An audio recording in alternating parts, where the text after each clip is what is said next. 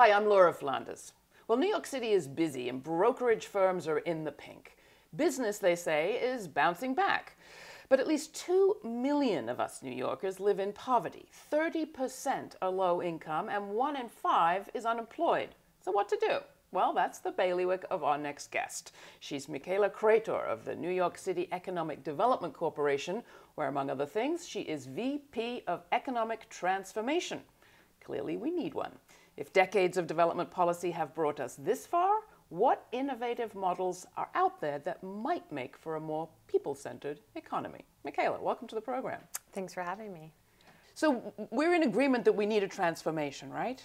Yes, yeah. No, I think it's not just, a new mayor who's kind of giving a fresh perspective on thinking critically about all opportunities to create transformation for all New Yorkers, but thankfully it's a conversation that's actually happening on the national level as well. Well, let's talk about some of those tools. I mean, for some of us, it's sort of foggy how government works, and in particular how economic development works. Before we get to the more innovative models, tell us a little bit about what the typical tools are in your toolbox when it comes to trying to reduce inequality and poverty in the city. Sure.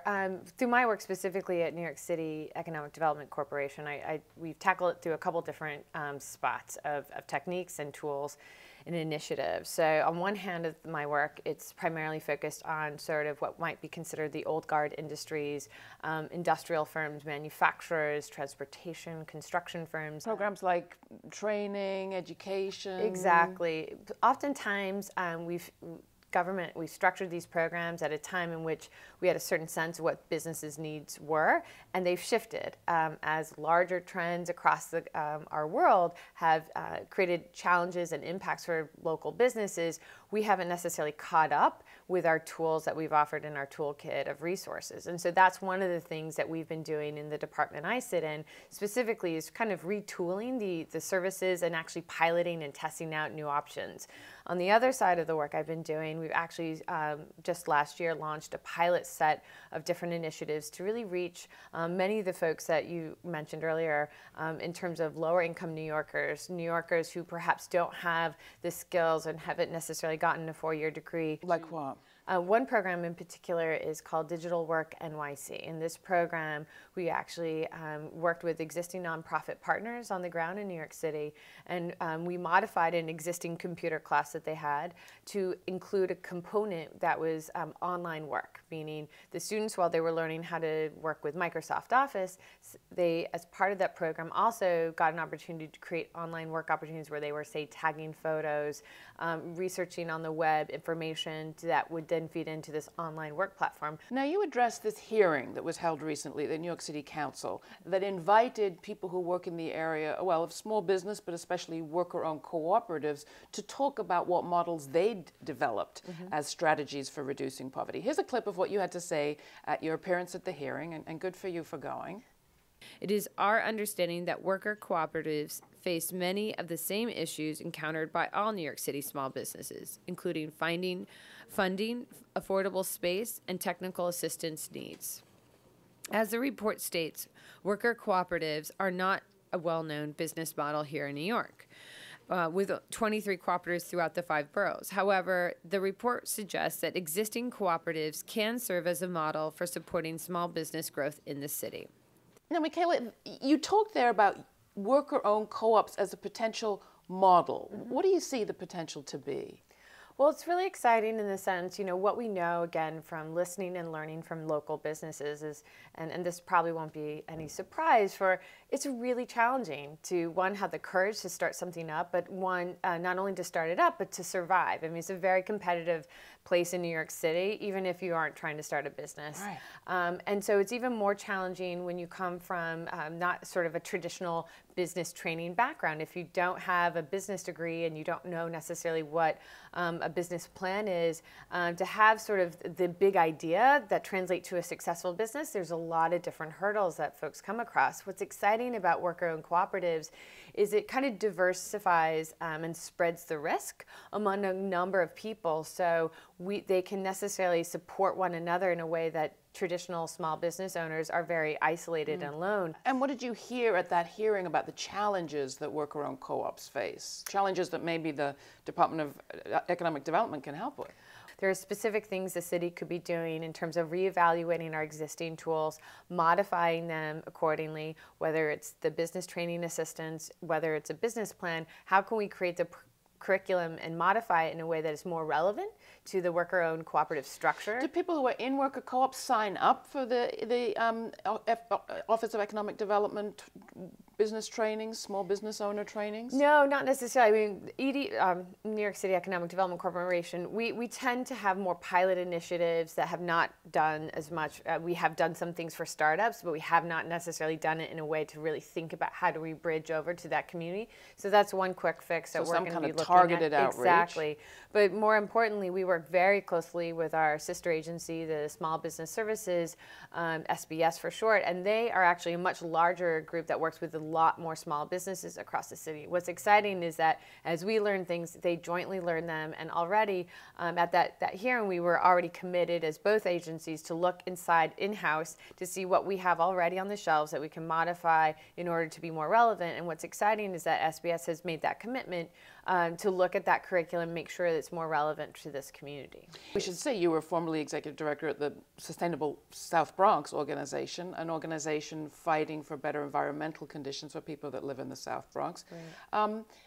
What kind of policy supports would you see might help immediately for co-ops that are up and running? We've talked a lot about people that might want to start a business, right? But for the ones that are up and running, I mean, we heard about lack of capital, right? Lack of lending, lack of, procurement, clients, business, contracts.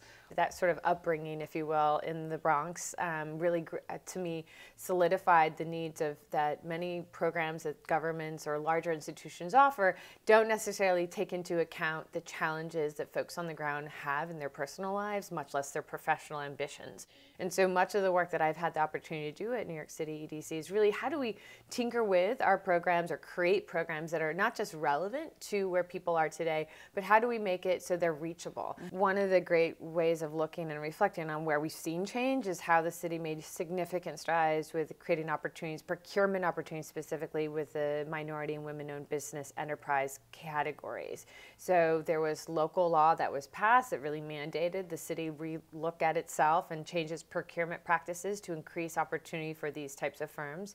Also, there was a number of technical assistance programs developed and set up to really help the formation of those MWBE firms, but more importantly, help them think about the challenges with scaling up. Because it's not necessarily a great thing to get a great big contract if you can't deliver on that work. It actually can be very detrimental to your business. So I think those are sort of the key lessons we've learned as we reflect on those programs. So any advice that you might have to somebody out there that thinks, oh, I would like to start a co-op, maybe a printing co-op or a journalism co-op, for heaven's sake.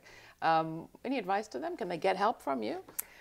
We are always a resource to connect people. I kind of see my work as making connections and making those relationships, and also providing real context of what challenges are ahead of an individual or a business owner. I mean, we might connect them. That doesn't mean they still don't have a number of hurdles to go through.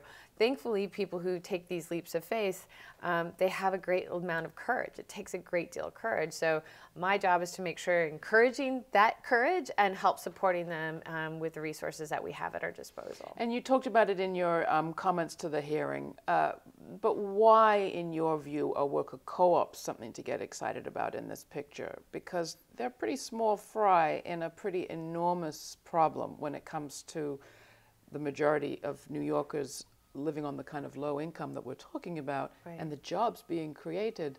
Nothing that we see is going to change that situation.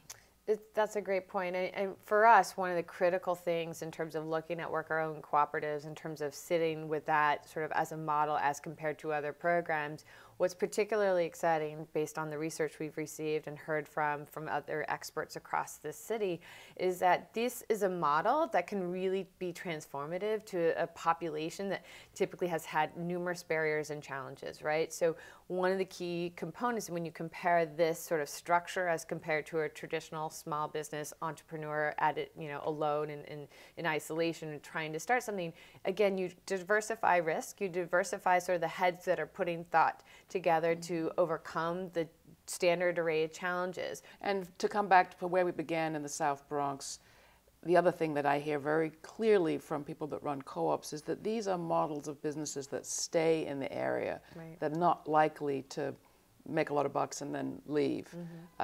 They're really community institutions that can build wealth in the community. You know, unfortunately right now, I mean, this is kind of, I think, many of the reasons why this is being brought to the forefront of not just the city and new administration's attention, but also to the attention of city council. You know, right now we only have about 23 co-ops in New York City. As, you know, we have over 200,000 businesses. So when you look at those numbers, there's not a lot of data on them.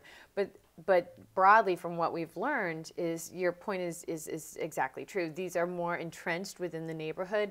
As the members are locally, you know, living in the community, they are starting these because they have, more often than not, seen lack of opportunity and a desire to not only stay, but also to bring wealth to their neighborhood. And that's the critical part, is the sort of spirit in which they're founded and developed it's more than just the idea of a business. It's about the community. And I think for that reason alone, they offer a really exciting opportunity for some of the most challenged neighborhoods that need a new vision and a new approach to economic development. Miquela, thanks so much for joining us. Great to have you. Thanks. Keep up the great work. Thank you.